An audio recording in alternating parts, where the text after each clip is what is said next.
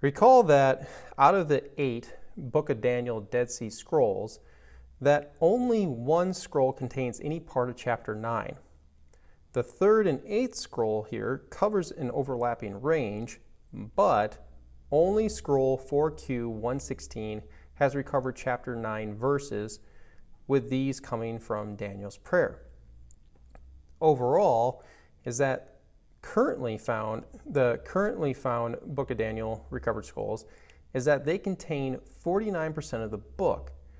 But as you can see, is that portions of chapter 9 not contained here are contained in other manuscripts along with chapter 12 that demonstrates that the whole book was present at Qumran.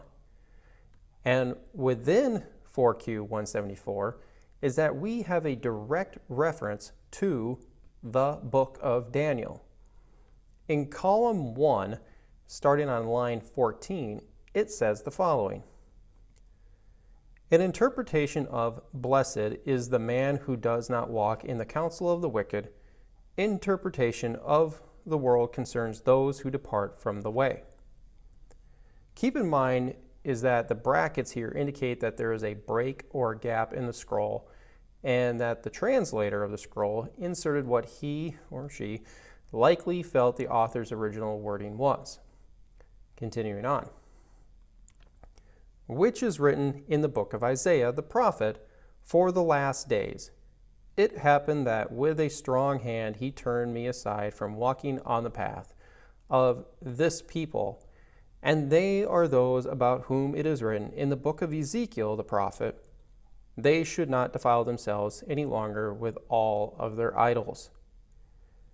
Now, as you can see, is that we have direct references to the book of Isaiah and Ezekiel within these 4 lines. How to understand what the Qumran writer is doing here is that he is trying to give his audience an interpretation of topics, and does so by citing verses from what he, and probably all of them, considered canonized scripture within the community.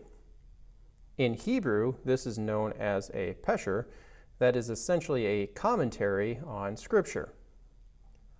Now, if you're wondering the effect these types of scrolls have on the dating debate, is that of course they have a direct impact, but this can only be really analyzed if we're discussing all the current radiocarbon dating of the 8 Daniel scrolls and everything, all the other scrolls that are tied to Daniel as well.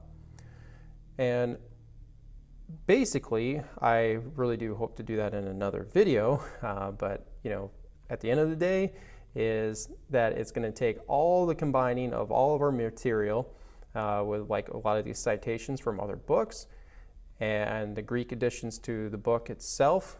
We know that in chapter 3 there's a prayer of Azariah, very lengthy, that's only found in the Greek translation. And then you have chapters 13 and 14 of Susanna and Bel and the Dragon at the very end. And you also have the Greek translations of Daniel. There's the Old Greek, there's the Theodotion, and there's many others that we'll be discussing in the future. And historic references that need to also be considered, like from Josephus, that will altogether conclusively show that the critics' 165-164 date is simply not tenable. Thus, it only allows for the view that all 12 chapters were composed long before Antiochus Epiphanes and the Maccabean revolt. Now, back to 4Q174. If you were to purchase an English translation for the non-biblical Dead Sea Scrolls, like Weisebeg and Cook's or Vermez's, is that they provide the verses that are cited by the Qumran writer in their translations. And now this takes us to column 2 in our 4Q174. This is the time of the trial that comes to Judah to complete. Belial and a remnant will remain Lot, and they do all the law. Moses, it is as it is written in the book of Daniel the prophet, the wicked act wickedly, and the righteous shall be made white and be purified, and a people who know God will remain strong, after which is for them in their descent. Line 3 directly references the book of Daniel and then cites Daniel 12:10 to support his thematic interpretation. This shows that the Qumran community had the entirety of the book in hand, and also that they saw it as accepted scripture. Currently, this is the only example that I know of that refers to the book of Daniel in this way in the Qumran community. But, as you can see, is that Daniel is categorized with other accepted major prophets at this time. And in 1QS, typically referred to as the community rule, is that column 6 says that community members are to read from the book and interpret scripture together. So it gives you the sense that there's a canonization and the pulling together of the Old Testament or the Tanakh has been completed at this point in time. So this confirms that the book of Daniel was considered canon at Qumran.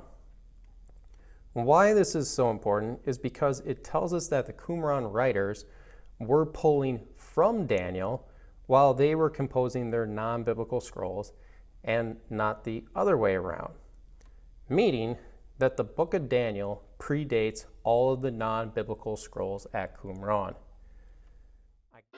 Reminder, hit the subscribe button below, turn on the notification bell, hit the like button, and leave a comment. And don't forget to visit us at justscripture.org. And in the meantime, stay salty.